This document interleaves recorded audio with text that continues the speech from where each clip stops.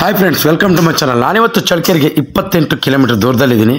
ಇದು service road attach ಇರುವಂಥ 7 ಎಕರೆ ಮಾರುವಂಥ ಜಮೀನು. ಇನ್ನು ಈ ಜಮೀನಲ್ಲಿ ಏನಿದೆ, ಇದರ ಬೆಲೆ ಎಷ್ಟು, ಇಲ್ಲಿ ನೀರಿನ ಸ್ಥಿತಿ ಹೇಗಿದೆ, ಎಲ್ಲವನ್ನೂ ಕೂಡ ನಾನು ನಿಮ್ಗೆ ಸಂಪೂರ್ಣವಾದ ಮಾಹಿತಿ ಮುಂದೆ ನೀಡ್ತಾ ಹೋಗ್ತೀನಿ.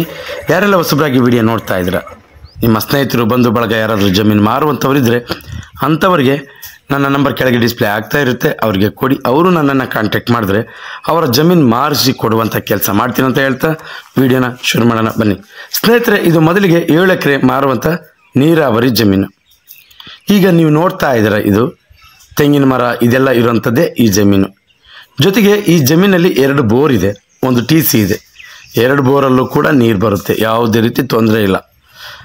ಜೊತೆಗೆ ಇದು ಬೆಂಗಳೂರಿಗೆ 228 ಕಿಲೋಮೀಟರ್ ಆಗುತ್ತೆ. ಚಳ್ಳಕೆರೆಯಿಂದ 28 ಕಿಲೋಮೀಟರ್ ಆಗುತ್ತೆ. ಚಳ್ಳಕೆರೆ ಟು ಬೆಂಗಳೂರು ಬೈಪಾಸಿಂದ ಈ ಜಾಗಕ್ಕೆ ಕೇವಲ 6 ಕಿಲೋಮೀಟರ್ ಆಗುತ್ತೆ. ಬೈಪಾಸಿಂದ ಈ ಜಾಗಕ್ಕೆ. ಜೊತೆಗೆ ತಾರ್ ರೋಡಿಂದ 1.5 ಕಿಲೋಮೀಟರ್ ಆಗುತ್ತೆ. ಇನ್ನು ಉಳಿದಿದ್ದೆಲ್ಲ ಮಣ್ಣಿನ ರೋಡೆ. ಇನ್ನು ನಾನು ಮೊದಲನೇದಾಗಿ ಮಣ್ಣಿನ ವಿಚಾರಕ್ಕೆ ಬರ್ತೀನಿ. ನೋಡಿ, ಪ್ಯೂರ್ ರೆಡ್ ಸಾಯಿಲ್, ಯಾವುದೇ ರೀತಿ ಮಣ್ಣಿನಲ್ಲಿ ತೊಂದರೆ ಇಲ್ಲ. ಮಣ್ಣು ಮಾತ್ರ ತುಂಬ ಚೆನ್ನಾಗಿದೆ. ಈ ಭಾಗದಲ್ಲೆಲ್ಲ ರೆಡ್ ಸಾಯಿಲೇ ಬರೋದು. ಜೊತೆಗೆ ಇಲ್ಲಿಂದ 3 ಕಿಲೋಮೀಟರ್ ಹೋದರೆ ಒಂದು ದೊಡ್ಡ ವಿಲೇಜ್ ಬರುತ್ತೆ.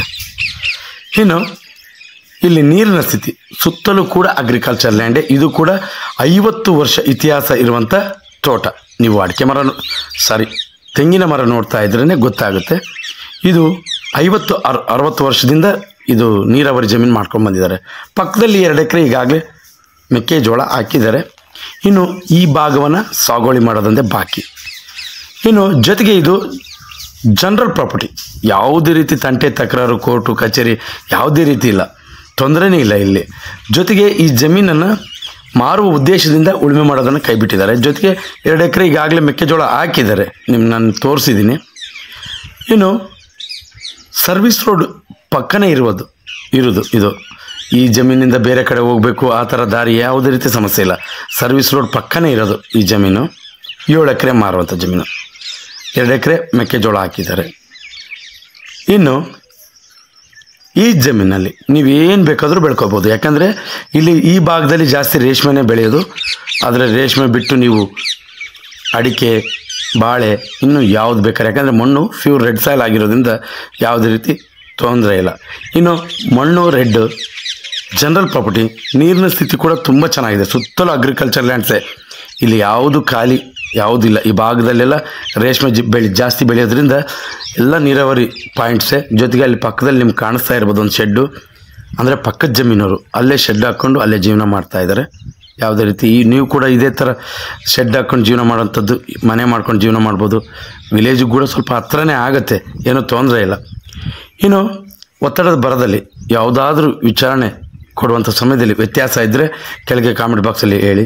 ಮುಂದಿನ ವೀಡಿಯೋಗಳಲ್ಲಿ ಅದನ್ನು ಸರಿಪಡಿಸ್ಕೊಂಡು ನಾನು ವಿಡಿಯೋ ಮಾಡ್ತೀನಿ ಅಂತ ಹೇಳ್ತಾ, ಇನ್ನು ಕೊನೆಯದಾಗಿ ಈ ಜಮೀನಿನ ಬೆಲೆ 1 ಎಕರೆ ಈ ಜಮೀನಿಗೆ 10 ಲಕ್ಷ ಫೈನಲ್ ಆಗುತ್ತೆ. ಅವರು ಹೇಳ್ತಾರೆ 11-12, ಆದರೆ 10 ಲಕ್ಷಕ್ಕೆ ಇದು ಫೈನಲ್ ಆಗುತ್ತೆ. ನೀವು 1 ಎಕರೆ, ನಾನು ಮತ್ತೆ ಹೇಳ್ತಾ ಇದ್ದೀನಿ, 1 ಎಕರೆ 10 ಲಕ್ಷಕ್ಕೆ ಫೈನಲ್ ಆಗುತ್ತೆ. ಇಂಟ್ರೆಸ್ಟ್ ಇರೋರು ಈ ಕಡೆ ಗಮನ ಹರಿಸ್ಬೋದು. ನೀರಾವರಿಗಂತೂ ತುಂಬ ಚೆನ್ನಾಗಿದೆ. 2 ಬೋರ್ ಇದೆ, TCನೂ ಇದೆ.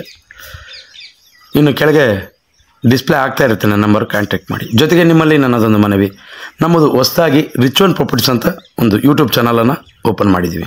ಅದು ಏಜೆಂಟ್ರುಗಳಿಗೋಸ್ಕರ.